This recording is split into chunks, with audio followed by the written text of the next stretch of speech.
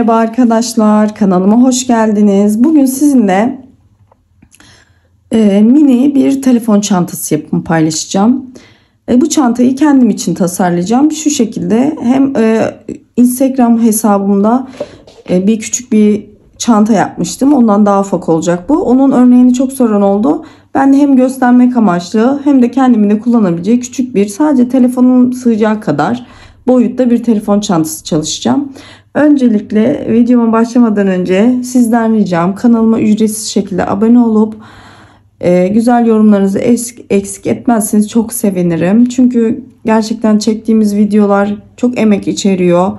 Belki birkaç dakika görünüyor ama onun gerçekten sizin izlemeniz için hazırlamamız uzun sürüyor gerçekten. O yüzden abone olmanızı rica ediyorum. Öncelikle şimdi videomuza geçiyoruz. Ben kendi kullanacağım kadar boyutta bir çanta çalışacağım. Yani kendi telefonum büyüklüğünde. Siz kendi telefonunuza ölçerek bu ölçüleri arttırıp veya azaltabilirsiniz. Öncelikle orta kalınlıkta ben çil halinde alıyorum. Bir kağıt ipim var ve 3,5 milim tığım var. Şimdi dediğim gibi herkes kendi telefonun boyutunda yapabilir. Şimdi bir zincir çekiyorum ve bu kilit zincirim, bunu saymıyorum. Sonra 1, 2, 3, 4, 5, 6, 7, 8, 9, 10, 11, 12, 13, 14, 15, 16, 17, 18, 19, 20 tane. 20 tane benim için yeterli ve çok sıkı çekmedim. Gördüğünüz gibi boşluklar görünüyor. 20 tane zincir çektikten sonra şimdi normal sık iğne yapacağız. Şimdi buradakini ben atlıyorum. Şimdi tığım bu şekilde. Bir tane atlıyorum ve onun yanındakine batıyorum boşluğuma ve bir sık iğne yapıyorum. Evet, gördüğünüz gibi. Sonra bütün zincirlerin içine birer kez batıp sık iğne yapıyoruz. İlk sıramız bu şekilde devam ediyor. Dediğim gibi buradan buraya kadar, sonuna kadar, zincirin sonuna kadar geliyoruz ve burada köşeyi döneceğiz. Burada tekrar gösterim yapacağım. Evet arkadaşlar, sıramızın sonuna kadar sık iğne yaparak geldik. Buradan sonuncuyu da yapalım. Buraya, şurada kilit sık iğnemiz var. Bunu saymıyoruz. Şu en sonuncu ilmeğimizin içine batıyoruz ve buraya 3 adet sık iğne yapıyoruz. Aynı taban yaparken başlangıçta yaptığımız gibi. 1, bu ipimizi şöyle kıvırıyoruz. 2 ve 3. Aynı dediğim gibi oval taban yapar gibi 3 tane sık iğnemizi yaptıktan sonra aynı şekilde bütün sık iğnelerin tepelerine, şuraları batıp karşı taraflarına birer sık iğne yapıyoruz. İpimizi gizleyerek yürütüyoruz.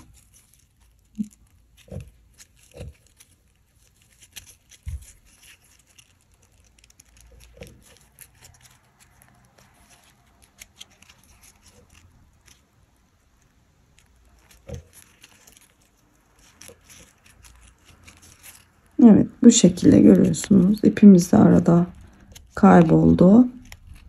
Bu şekilde sıra sonuna kadar geliyoruz.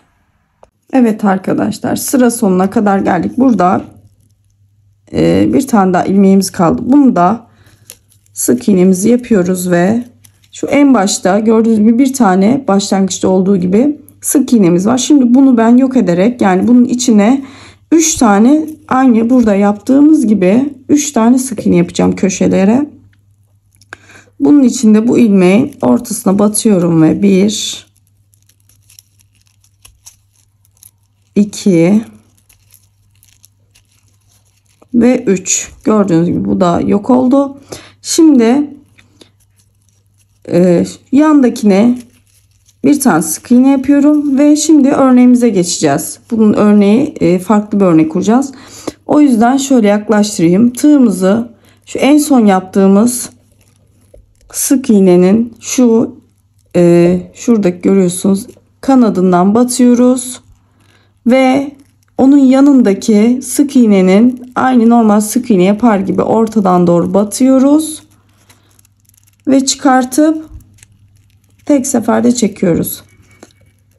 Şunu görüyorsunuz, şuradan tekrar tığımızı geçiriyoruz ve yandaki sık iğnenin tepesine batıyoruz. Normal sık iğne yapar gibi çekiyoruz ve üçünü tek seferde çıkartıyoruz tığımızdan. Tekrar ilmeğin içinden geçiriyoruz ve yandaki sık iğnenin tepe başına batıp tığımızı geçiriyoruz ve gördüğünüz gibi tığımızın üstüne 3 adet ilmeğimiz var ve bunları bir seferde çıkartıyoruz. Örneğimiz bu şekilde ilerliyor ve spiral şeklinde öreceğiz. Şu şekilde en son yaptığımız ilmeğin içinden geçiriyoruz tek kanından, yandaki sık iğnenin tepe noktasına da tekrar tığımızı batırıyoruz ve 3 adet ilmeğin içinden tek seferde ipimizi çıkartıyoruz. Batıyoruz.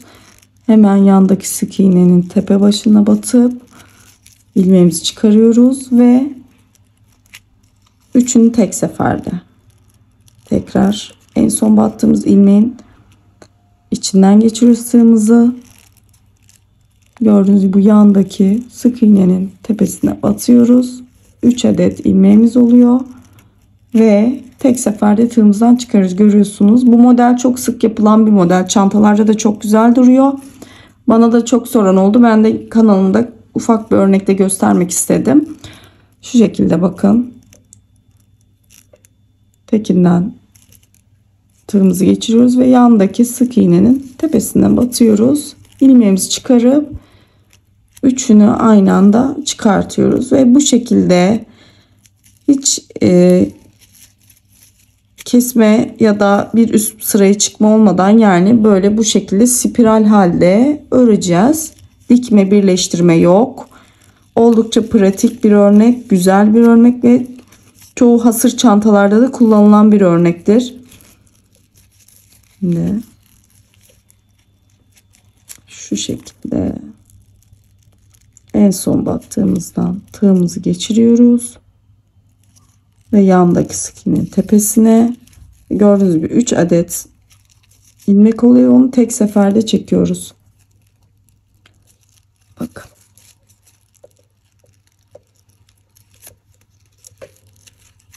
Üç adet ilmeğimiz oluşuyor tek seferde.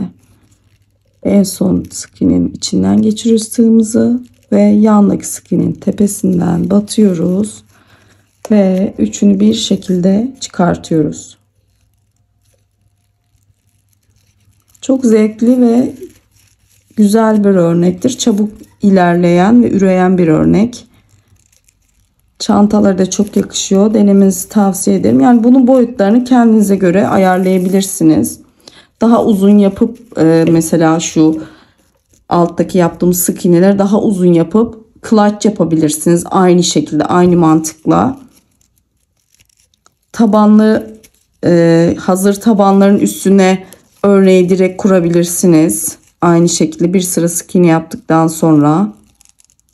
Şimdi şu köşede ben bir kere daha arttırım yapacağım ki çantam biraz böyle yukarı doğru oval dursun diye. Şimdi burada 3 tane arttırım yapmıştık. Birini yaptık. Şimdi ikinci sık iğnemizin içinden batıyoruz ve buraya ben bir arttırım yapacağım. Önce bir tane yapıyorum. Şimdi aynı noktaya bir tane daha yine aynı şekilde en son çıkarttığımız sık iğnenin içinden geçiriyoruz ve aynı noktaya tekrar batıyoruz. Şu şekilde, evet, gördüğünüz gibi burada bir arttırmam oldu ve buraya bir tane daha yapıyorum. Şu şekilde bir tane daha batırıyorum.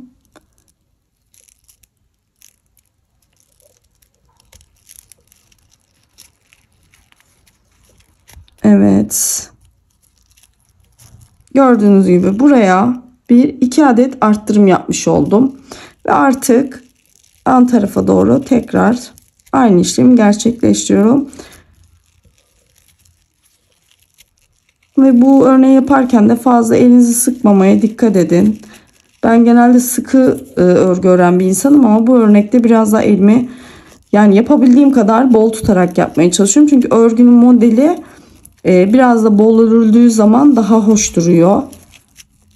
Evet, görüyorsunuz şuradan. Bakın.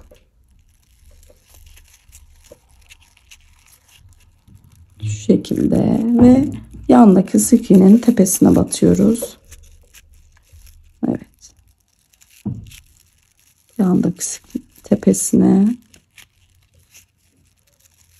Dediğim gibi ben kendi telefonun boyutlarına göre yapacağım. Herkes kendi telefon boyutuna göre ölçüm yapabilir. Yani dediğim gibi clutch çalışabilirsiniz. İstediğiniz uzunlukta zincirinizi çekip bir sıra sık iğne yapıp üstüne örneğinizi kurup spiral halde örerek istediğiniz boyuta gelene kadar işleme devam edebilirsiniz.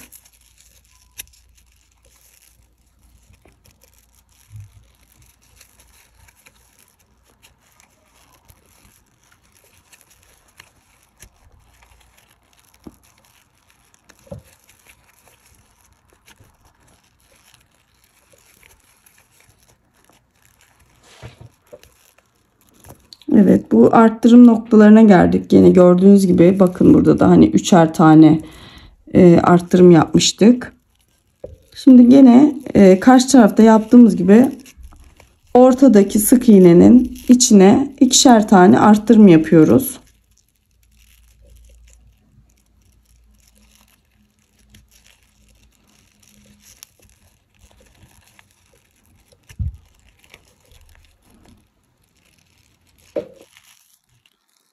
Şimdi evet, ortadakine de geldik.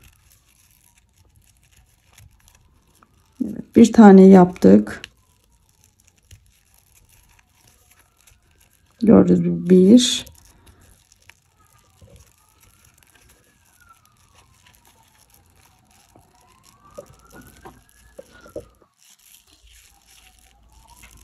Bir tane daha yapıyoruz. Yani bu işlemi 3 sefer yapıyoruz ama burada 2 tane görünüyor. Ve diğerine geçiyoruz.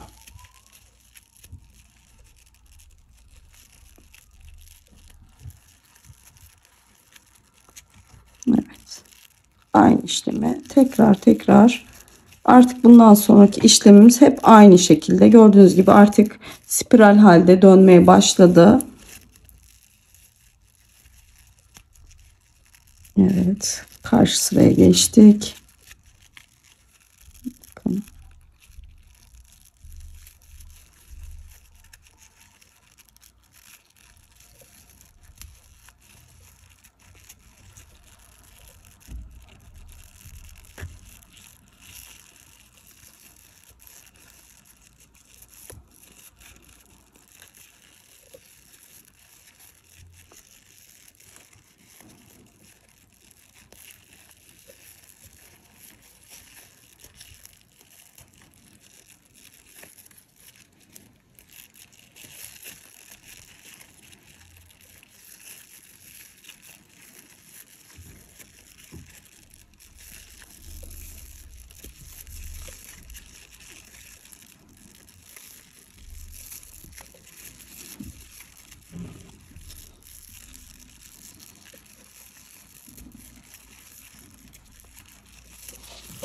Evet arkadaşlar, şimdi örgümüzü şöyle zaten çevireceğiz, biliyorsunuz için dışını çevireceğiz ve bu yukarıda doğru şu şekilde, bakın şöyle elimizle kıvıralım,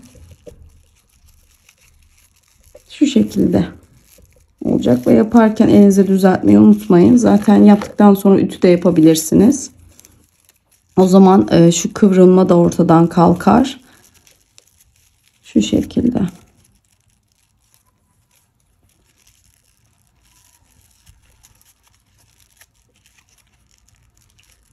Zaten örneğin modeli kendini göstermeye başladı. Böyle biraz şiş örgüsü yapanlar bilir, ajurlu derler. Böyle öyle bir görüntü çıkıyor ortaya. Oldukça hoş bir örnek. Şu şekilde.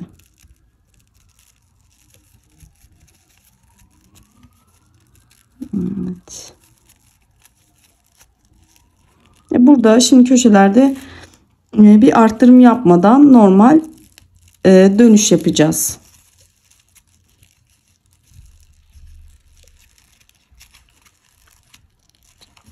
Şimdi çukurlaşmaya başlayacak yani örneğimiz, arttırımı kestiğimiz için.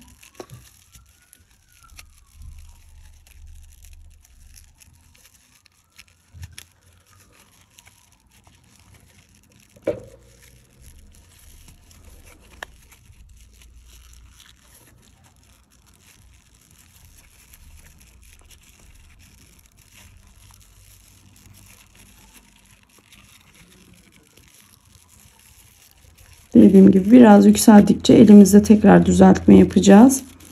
Kağıt iple işlem yaparken, yani örgü örerken, ne örseniz örün fark etmez. El ütüsü yapmaya dikkat edin. Burada küçük püf noktaları da vereyim. Eğer geniş tabanlı bir çanta yapacaksanız, ki tabanını hani yaptıktan sonra mutlaka ütüleyin.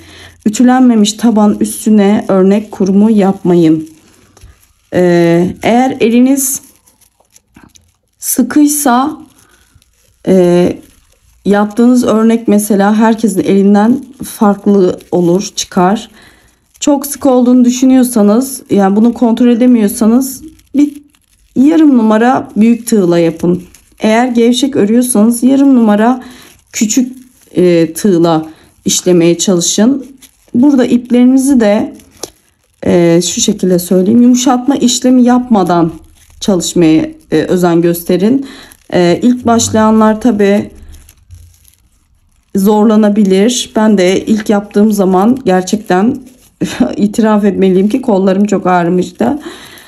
Ama sonradan ördükçe ve küçük örneklerle başlayın örmeye, ilk kez yapıyorsanız. Bunun gibi mesela küçük mini telefon çantaları gibi.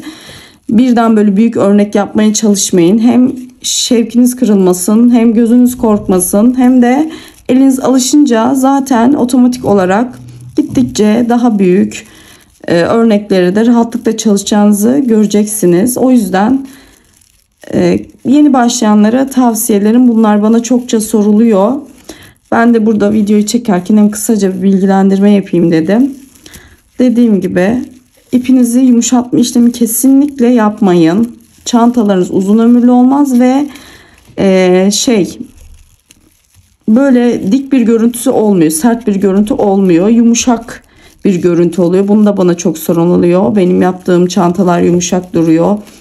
Neden böyle oluyor gibi. Yani kağıt iplerinizi yumuşatmayın.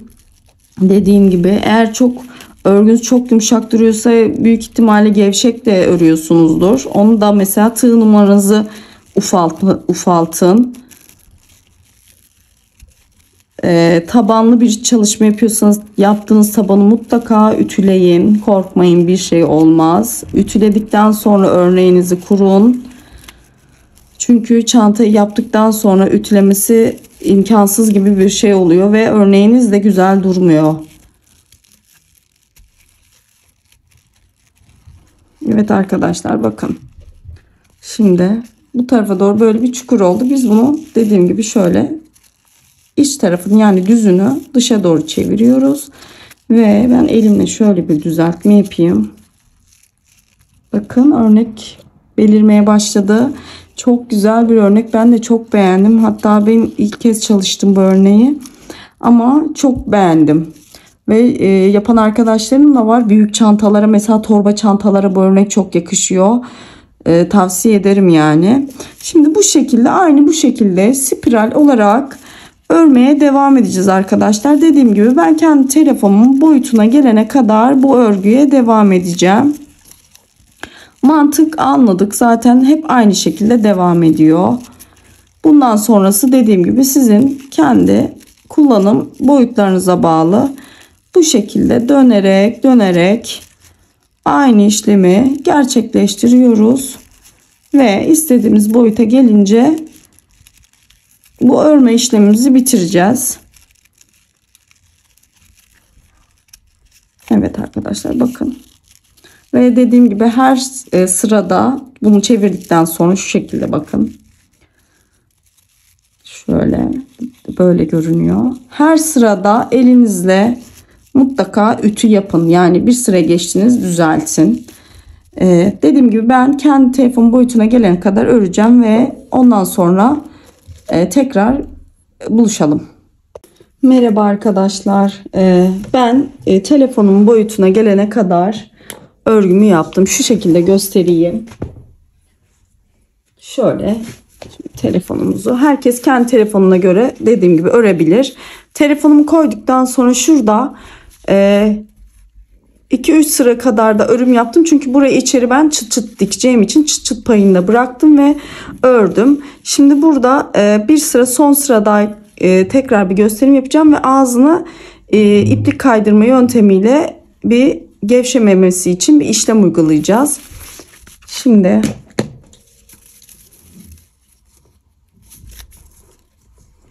bu sırayı da beraber yapalım.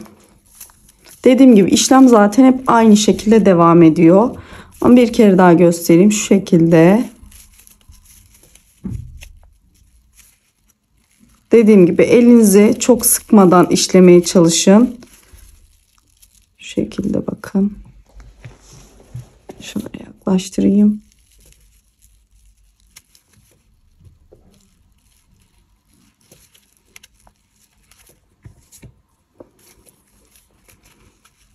Son sırayı da sizinle birlikte yapalım. Sonra dediğimiz gibi ağız kısmının gevşememesi için ilmek kaydırma yöntemiyle ağız kısmına daha düzgün ve güzel bir görüntü oluşturuyor. Onu da yapalım beraber. Sonra çıt çıt dikimi, yanlarına aparatlarım var. Onları takacağız ve önce dediğim gibi ben bir ütüleme işlemi yapacağım. Siz de isterseniz ütüleyebilirsiniz. İstemezseniz ütülemeyebilirsiniz. Bu ütüsüz de kullanılabilir. Tercihe kalmış. Siz bilirsiniz yani, ama ben hafif bir ütü basacağım yani. Evet, şimdi burayı da karşıya kadar geçelim. İlmek kaydırmamızı yapacağız, başlayacağız.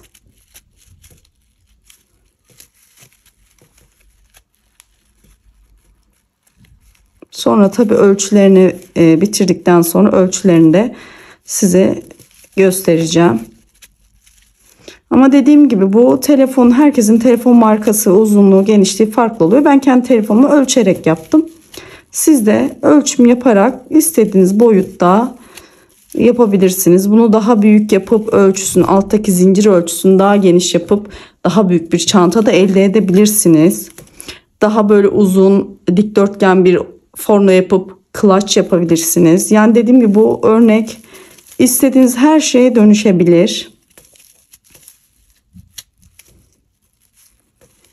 Ben kendime telefonumu koymak için küçük bir telefon çantası hazırlamak istedim. Hem de bu örneği sizinle paylaşmak istedim.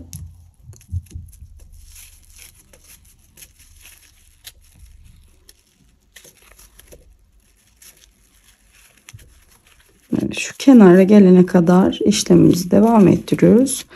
Bu kenarda artık ilmek kaydırma işlemini yapacağız. Şimdi arkadaşlar, şimdi gördünüz, şuraya kadar geldik. Şimdi şu sonuncuyu da yapalım. Şimdi ilmek kaydırma yöntemiyle de burada bir üsttekine gördüğünüz gibi şöyle batıyoruz ve ilmeğimizi bu şekil kaydırıyoruz. Gördüğünüz gibi. Şimdi ve ilmek kaydırma işlemlerimizi gerçekleştireceğiz. Aynı burada. Şöyle şuralara batıyoruz. Bakın şöyle iç kısmından aynı normal örneği kurar gibi şu şekilde ağız kısmını, burada daha düzgün bir görüntü oluyor ve şöyle göstereyim. Şöyle elimizle düzelterek yapın. Şu ağız kısmını çok kasmadan yapmaya çalışın. Evet, çok sıkmadan elinize şu şekilde. Bakın, ilmeğimizi aldık ve diğerinin içinden geçiriyoruz. Şöyle göstereyim.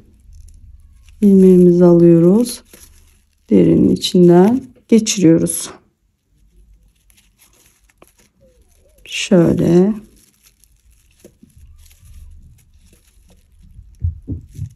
Şu şekilde. Bakın. Bu işlem hem çantanızın daha uzun ömürlü olmasını sağlar. Yani bu ağzının böyle esnememesini sağlar ve güzel bir görüntü oluşturuyor. Ben çantalarımda eğer kenarında bir model yoksa bunu ilmek kaydırmayla bitiriyorum ki daha düzgün bir görüntü olsun.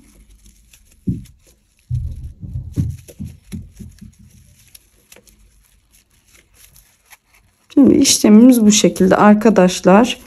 Şimdi bütün kenarı dönüp burada ipliğimizi keseceğiz. Buraya gelince tekrar görüşelim.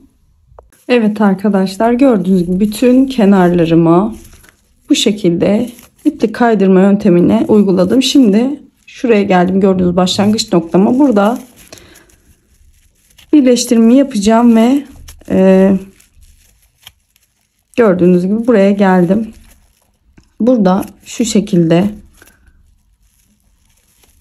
burayı da şöyle bir kilitleyelim. Şimdi burada ipimi kesmeyeceğim. Şurada şöyle 2 tane aparatım var. Çantamın kenarlarını takacağım. O yüzden burada biraz uzun bırakıp kesiyorum ki aparatımı dikerken bir daha ip eklemeyeyim. Şimdi şu şekilde gördüğünüz gibi şimdi ben bunu iğneye takacağım ipimi ve aparatlarımı bir monte edeceğim çantama. Evet arkadaşlar, iğneme ipliğimi taktım. Şimdi burada gördüğünüz gibi şurada birleşim yerini şu içeri alalım.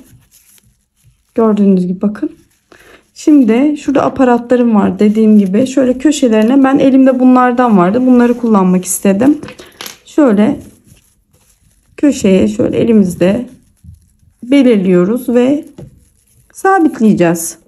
Bunu şöyle kenara şu şekilde buradan gördüğünüz gibi zaten bunların burada yerleri var. Şu şekilde istediğiniz şekilde, isterseniz çapraz halde şu şekilde, isterseniz yan çizgi şeklinde.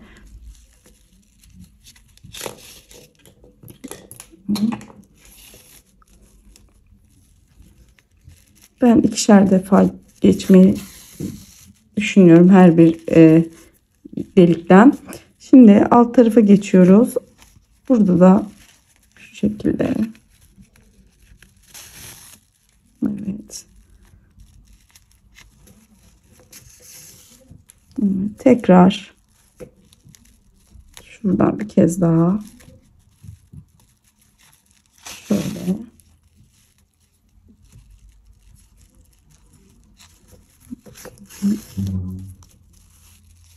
Şimdi bir alttaki sıraya geçelim.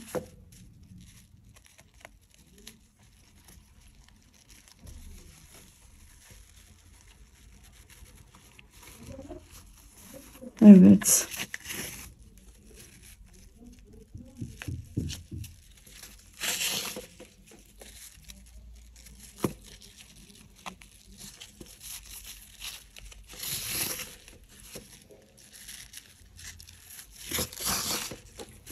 Evet arkadaşlar, bakın. Gördüğünüz gibi ben birini diktim. Bunu buradan keseceğim, sabitleyip diğerinde karşı tarafına dikeceğim. Sonra ağzının çıt çıt kısmı var, onu yapacağım. Evet arkadaşlar, ben şu yandaki aparatını diktim. Yalnız ben dediğim gibi bunu dikmeden önce ütü yapacaktım ama unutmuşum. Yandakini dikmeden şöyle güzel bir ütü geçtim üzerinden. Şimdi şuraya da şu ağzının içine de şu iç tarafı şöyle bir çıt çıt dikeceğim arkadaşlar. Arkadaşlar benim çantamın yapımı bitti. Kenar aparatlarını taktım. Çıt çıtını ekledim. Burada çıt çıtını diktikten sonra misina iple çakmak yardımıyla yakıyorum ve daha güzel bir görüntü oluyor burada. Ve daha sağlam oluyor. Dediğim gibi siz hazır cep telefonu çanta askıları var. Örme askılar var. Onlardan da yapabilirsiniz. Hatta sayfamda da var. Onlardan uygulayıp da buraya takabilirsiniz. Ben şöyle kordonlar alıyorum şu şekilde. Bundan kendime sap yapacağım. Ama öncelikle çantanın bitmiş halinin bir ölçüsünü size vereyim. Şöyle bakın. Yükseklik 21 santim. Çantamızın genişliği de 13 santim arkadaşlar. İçi bu şekilde. Ben astar çalışmadım. Küçük bir çanta olduğu için, cep telefonu çantası olduğu için, ama isterseniz astar da koyabilirsiniz. Şimdi kısaca şu askıyı da bir göstereyim size. Şu şekilde bir uzunca ölçtüm ve kordondan parça kopardım. Uçlarını şöyle düğümledim. Şöyle iki tarafından geçiriyoruz. Bakın. Oldukça pratik ve bu kordonlar her yerde kullanabilirsiniz. Şu şekilde şöyle ucunu şöyle düğüm yapıyorum. Bunu istediğiniz gibi, yani boyunuza göre ayarlayabilirsiniz. Ve hazır çanta sapımız gördüğünüz gibi. Bunu istediğiniz şekilde boyunuza göre şu şekilde asabilirsiniz. Uzatıp kısaltabilirsiniz. Umarım beğenmişsinizdir. Dediğim gibi benim birkaç küçük ayrıntım var, detayım. Onları da üzerine ekleyince çantam tamamen bitmiş olacak. O görüntüyü de sizinle paylaşırım. Ama kabaca bu şekilde çantamız. Umarım siz de yaparsınız. Yaptığınız zaman Instagram adresim var. Oradan da benimle paylaşabilirsiniz, yaptığınız ürünleri atabilirsiniz. Ben de sayfamda mutlu olarak paylaşırım. Yorumlarınızı eksik etmeyi unutmayın. Ücretsiz abone olabilirsiniz kanalıma ve bildirimlerinizi açarsanız video yüklediğimde görebilirsiniz. Diğer çanta yapım videolarım var. Onlara bakabilirsiniz. İzlediğiniz için çok teşekkür ederim. Umarım siz de yaparsınız severek. Ben çok keyif alarak yaptım ve çok güzel bir örnek. Bütün çantalarınızda da kullanabilirsiniz. İzlediğiniz için teşekkür ederim. Bir dahaki videoya kadar hoşça kalın.